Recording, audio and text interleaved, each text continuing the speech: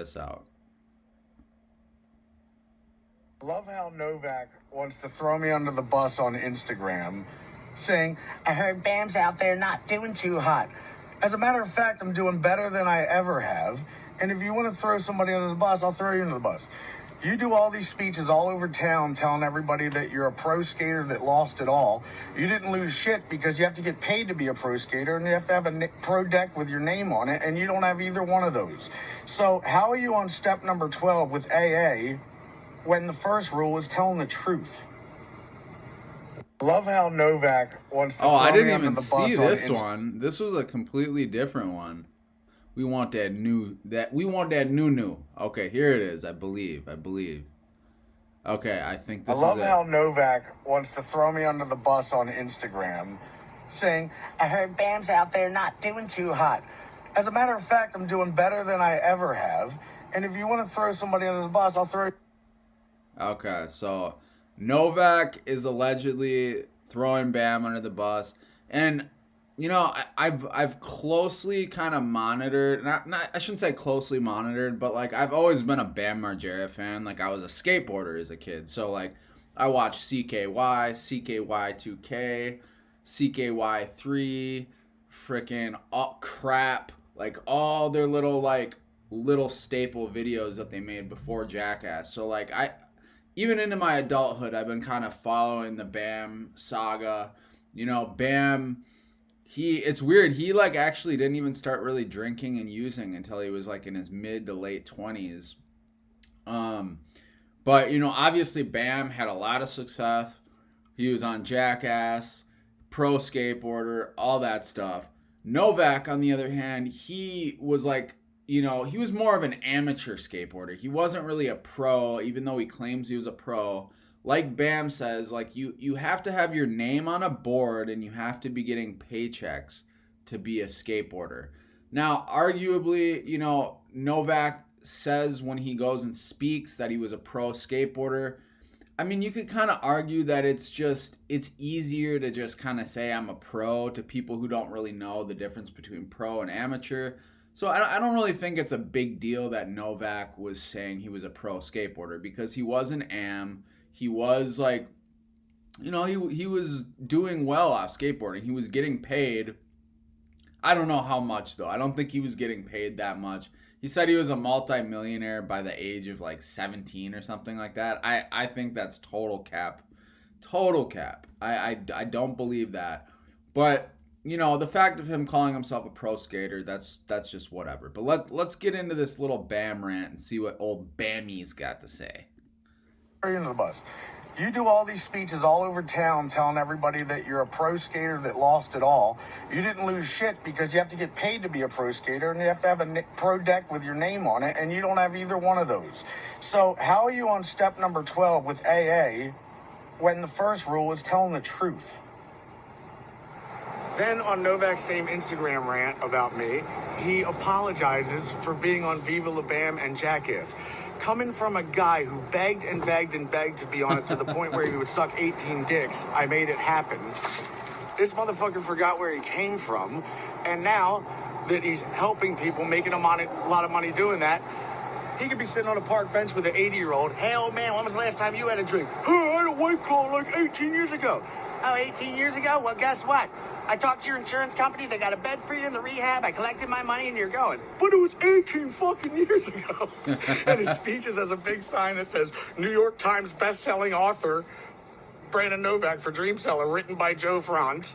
And Okay, so basically what Bam is kind of going into is, so I'll take you a little bit back. I actually went to the treatment center that Novak is like endorsed by. So basically he's like, you know, he's like a public figure that works for Banyan Treatment Center. Now Banyan, they started in South Florida, Pompano Beach, Florida, right by Fort Lauderdale, but I believe they now have locations in Illinois, Philadelphia, Jersey, et cetera, et cetera. They got one up in Boston now. But BAM is what you call a marketer. And a marketer's job is to fill as many beds in the treatment centers as possible. They make a lot of money. I mean, they make anywhere from like $3 to like $6 grand per head.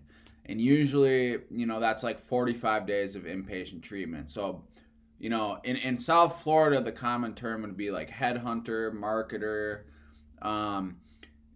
People, this new body brokering term is like being thrown around. And I want to clarify, like, a body broker is someone who is committing a fraud called patient brokering. And that is when you pay someone part of your commission to incentivize them to go to the treatment. It is illegal. It is a federal crime.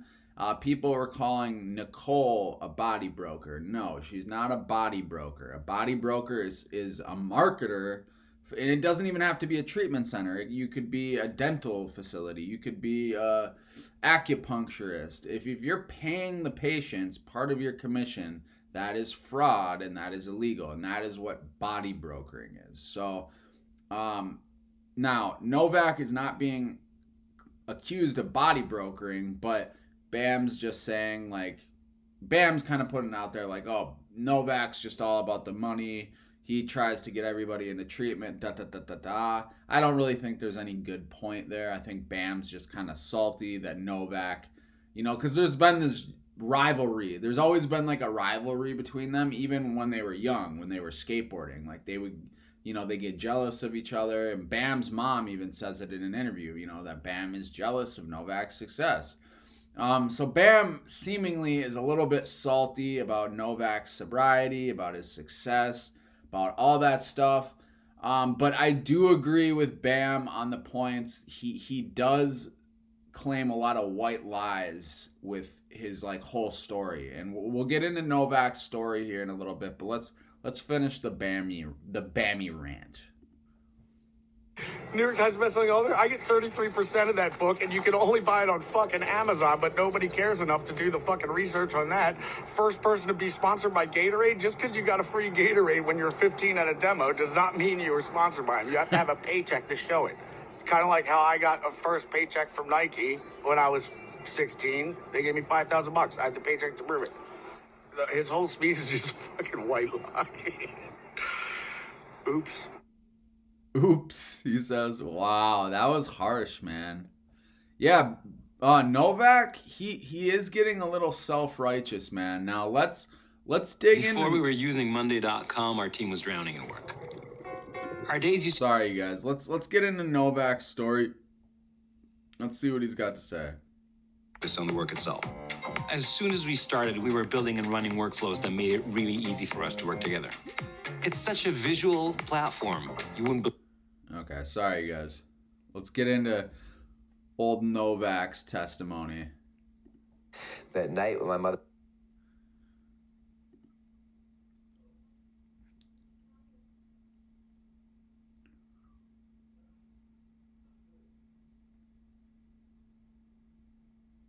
All right, let's get into old Novak's good old testimony.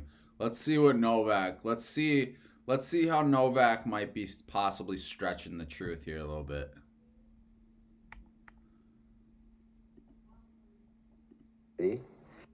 I'm a skateboarder.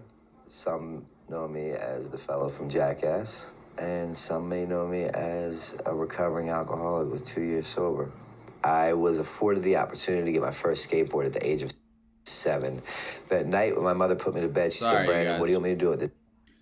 Okay, so let's rewind here a little bit. Let me clarify a couple things here real quick. Okay, let's get City. I'm a former professional skateboarder. Some know me as the fellow from Jackass, and some may know me as... Okay, he says some may know me as the fellow from Jackass. Now, let me just tell you, Novak was far from the star of Jackass. He made several cameo appearances, but he was in no way, shape, or form like a main person from Jackass. And he, I guess, like, when you're sober and you're getting clean and you're telling your story, like, there's nothing wrong with, like, clinging on to, like, some accolades that you have in your past life. Like, I think from one way or another, like, everybody in some sense tends to embellish on some level, whether it be very small or great. But he does kind of like paint himself up to be this, bigger than life person. He really was never, he wasn't on many Jackass episodes, maybe 2 or 3 at the most, and just like singular stunts. Like he wasn't like he was not a star of Jackass. He was not a star of Viva La Bam. And we'll get into the skateboarding thing, but his skateboarding career was very short-lived. Let's just put it that way. As a recovering alcoholic with 2 years sober, I was afforded the opportunity to get my first skateboard at the age of 7. That night when my mother put me to bed, she said, "Brandon, what do you want me to do with this skateboard?" I said, "I want it in bed with me." She said, "Why?" I said, "Because if I die, I want it to come with me." It was like God had came down and handed me the Holy Grail. See, notice how all the clips of him skateboarding are mostly when he was a kid.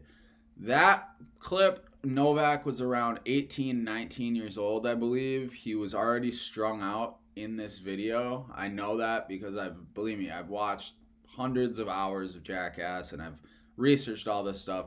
Novak was actually strung out in this video. He actually tells a story about it, how he got called out by Ryan Dunn in Bam's garage, like in this same kind of episode. But so at this point, he was no longer a pro. Like when this video was filmed, he was not a pro skateboarder. All his companies had dropped him. And basically the only time he was really sponsored is when you see the little kid clips. So yeah, when you were a kid, yes, you were sponsored, you were a prodigy, but this whole tale of I was a pro skateboarder, I made millions of dollars, it's a little over the top. I'm not gonna lie. In the form of a skateboard. It was from that day forward that I touched the skateboard for the first time. I knew that I was going to be a professional skateboarder. I ate it, I breathed it, I slept it, I dreamt it. At 16, I became it.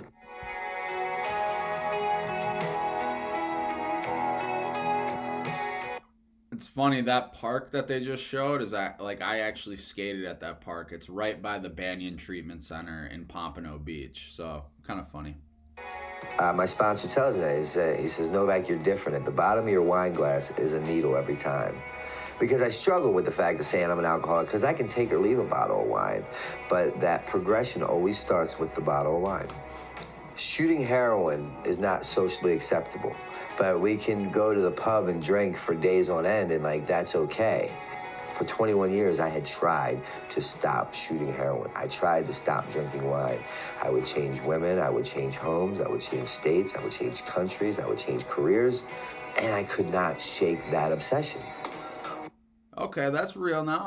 Now I like to hear that from Novak, and that's why we can't, we can't condemn someone for, embellishing a little bit. Like he's not telling straight up lies like Johnny Mitchell, but he is really pushing the line between lies and embellishment. But he's not telling straight up lies. He's not just making stuff up like, "Oh yeah, I used to sell keys in Colombia and this," and he's not going that far. But let's jump in. Only to find myself in Helsinki, Finland, in a very nice hotel in the lobby bar, drinking bottle after bottle of wine, shooting bag after bag in the bathroom. And the common theme in my story is I find myself with myself, by myself, crying to myself. Because what I've come to understand now after doing some work with myself in the program is that I can't shake my shadow. I take me with me everywhere I go. I always share that I was the kind of alcoholic that I wanted to kill myself on a daily basis, but I didn't want to hurt myself in the process. I turned 19, 20, 22, 23, 24, 25, 27, 28, 29, 31, 32, 33, 34, 35 in a jail or a treatment center. Walking to treatment with the same outfit on. I've had the same counselor 4 previous times. She knows who I am. She knows what I've done in my past, and she knows the things that I'm capable of doing. And she said, "Mr. Novak, you're back." I said, "Yeah." She said, "If you play your cards right, today could be the best day of your life." They said, "Novak, you have given up everything in the world for one thing for 21 years. I said, "Yeah, you're right." They said, "Make a deal with us. While you're here for 90 days, give up that one thing and let's see what you obtain." I gave up that one thing for 90 days, and if I would have made a list of what I wanted to accumulate, I would have undersold myself dramatically. And that was just while being in treatment, just giving up drugs and alcohol. Sobriety has given me everything that alcohol and drugs promised me. That book that I wrote, the first book, now is being re-released March 26th. Okay, so Bam is alleging that Novak actually didn't read the book, or write the book, rather, sorry. Joe France, a friend of Bam Margera's, a friend of Novak's, a friend of a lot of the Jackass crew, he actually wrote the book, which I guess isn't that big of a deal because it's like, you know, I've actually read the book Dream Seller. It's a pretty good book. I actually read it when I was homeless. I was homeless. I was in Minneapolis. I didn't have a phone. I was living at the homeless shelter. Didn't have $1 to my name. Didn't have an ID. I didn't have anything. And I would carry that book around with me. And I forgot how long it took me to read it. But man, when you don't have a phone and you don't have anything, like I would just cling on to that book because, man, I didn't want to talk to anyone at the homeless shelter. I didn't want to, you know, any of that stuff. So, you know, so I guess Bam, like I said, Bam's kind of disputing, like, I guess he didn't really write the book. So he kind of just, it seems like Novak's pattern is he like, you know, takes things that really happen, but he just stretches it to make himself look the best, which, you know, I mean, there's nothing wrong with that. I mean, because if you're not going to advocate for yourself, no one else is.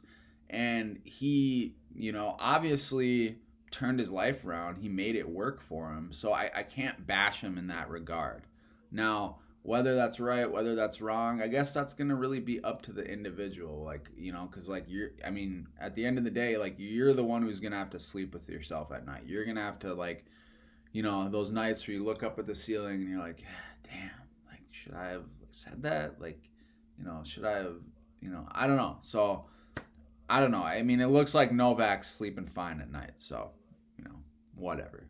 7th with a new cover, 2 bonus chapters, and a new ending, followed by 2 more books. So it will be a trilogy set. I have a graphic novel coming out. I have a documentary coming out called Where's My Needle that's going to the Sundance and the Cannes Film. Novak was simply another happy character having fun with his friends on TV. But the truth of what was going on behind the scenes was far worse than what most people knew. This is the story of Brandon Novak. Brandon Novak was born on December 10th, 1978 in Baltimore, Maryland, and grew up in a household with an interesting dynamic. His mother was a nuclear physicist at Mercer Hospital, and his father was a struggling drug addict who eventually died due to his addiction when Brandon was still a child. Despite the peculiar dynamic of his household, Brandon did have a relatively decent childhood, which mostly consisted of skateboarding with his friends.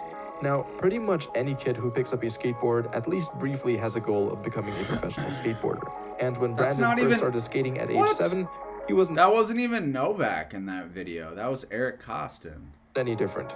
However, unlike the majority of kids, Brandon's skateboarding was actually good. He was so hooked on skateboarding that there wasn't a doubt in his mind that he would eventually get sponsored. And I got my first skateboard at the age... None of those clips were Novak. That's so retarded. Like, Novak did not hard flip down that gap. Like, whatever. I guess the documentary, it's just showing that he skateboarded, but still, man, I mean, that's... Age of 7, and the night that my mother put me to bed, she said, Brandon, what would you like me to do with your skateboard? And I said, I want it in bed with me. She said, why? And I said, because if I die, I want it to go with me. The moment that board had touched my hand, I knew I was going to be a professional skateboarder. He began spending all of his free time skating and completely dedicated himself to getting better. Luckily for him, it didn't take long for his hard work to pay off. When he was still a kid, Novak happened to start skating with Bucky Lazick, a professional skateboarder who was one of the top pros of that era. Since Bucky was Bucky Lazick, not Lazick. Also from Baltimore, he took Novak under his wing and acted as a mentor for his skating. At that point, Brandon was already a talented skateboarder, but this mentorship accelerated his progression even faster. By the time he was 14, his incredible skill level allowed him to catch the attention of Tony Hawk, which then led him to landing a spot on the Powell Peralta skate team. Soon after that, Brandon became the first skateboarder to be sponsored by Gatorade. Okay, so a couple things here. Tony Hawk never owned Powell Peralta. He owned Birdhouse Skateboards. So, yes, Tony Hawk did find Novak, but actually, no. Tony Hawk was on Powell Peralta, but that was like in the early 90s. So that, I don't know, this is like doesn't make sense. He was never sponsored by Gatorade. Like Gatorade gave him like a merchandise package basically, or like Bam says that he just got a free Gatorade at a demo, but he was never sponsored by Gatorade. And was even doing commercials with top athletes such as Michael Jordan. At just 14, his childhood dream was already started. Also false. He never did any advertisements with Michael Jordan. Like, there's not one clip on the internet that can show that. I know that's false. So he's built up this whole narrative that is just very, very, very untrue. So, I mean, like I said, he's the one who's got to live with that. You know, everybody's recovery looks differently. I mean, I guess if he sleeps fine at night, he's bettered his life. Hey, I can't take anything from the guy, but... starting to come to fruition. Unfortunately, this dream would be short-lived. Perhaps influenced by his father, or maybe just the people he put himself around, Brandon began experimenting with drugs at an early age. He started off by casually smoking and drinking with friends, but soon progressed to much harder substances. Now, even in a subculture like skateboarding, using hard substances isn't widely accepted, and it didn't take long for his habits to start causing a conflict with his skating career. After finding some of his paraphernalia on a skate tour, the older skaters on the team... No, I know for a fact it never happened. He was never, like...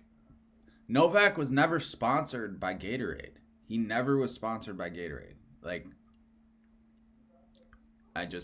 Believe me, dude, I've been a skateboarder for many, many years. I know how the skate industry works. Gatorade has never sponsored anyone. And he's trying to say... he's the only person in the history of skateboarding to be sponsored by Gatorade. And the one person they picked was Novak, who skated from the age of like 7 to 16. And then he quit when he was 16 and he became an addict. He lost all his sponsors at age 16. So the fact that Novak is saying like he's some accomplished skateboarder, which he was. He was a very good skateboarder. And yes, he had a lot of sponsors. Yes, he may have made a bit of money, but he was never pro. In order to be pro, you need two things. You need to be making a paycheck, and you need to have your own pro board or pro shoes with your name on it. He never had a pro board. Now, I don't know about what he was getting paid. I don't have access to that, obviously. He said he was a multimillionaire, but... I don't know of any amateur skateboarder that's ever been a multimillionaire. I mean, I don't know. It seems a little bit ridiculous to me. And believe me, I've been skateboarding since I was 8 years old. I was sponsored myself by a local skate shop called Third Layer Skate Park. I'm not saying I had a bunch of sponsors and stuff like that. I had one sponsor, Third Layer Skate Park, but I knew a lot of my friends who were sponsored, and I followed the industry a lot. Like, it's just the stuff he's saying is like very, very, very, very, very, very unlikely, and like just, yeah. Let's see what Tony Hawk says. Including Tony Hawk, gave a 16-year-old Brandon an ultimatum. Tony Hawk didn't say go to rehab and get clean, or get kicked off the team forever. Surprisingly, without hesitation, Brandon chose to quit the team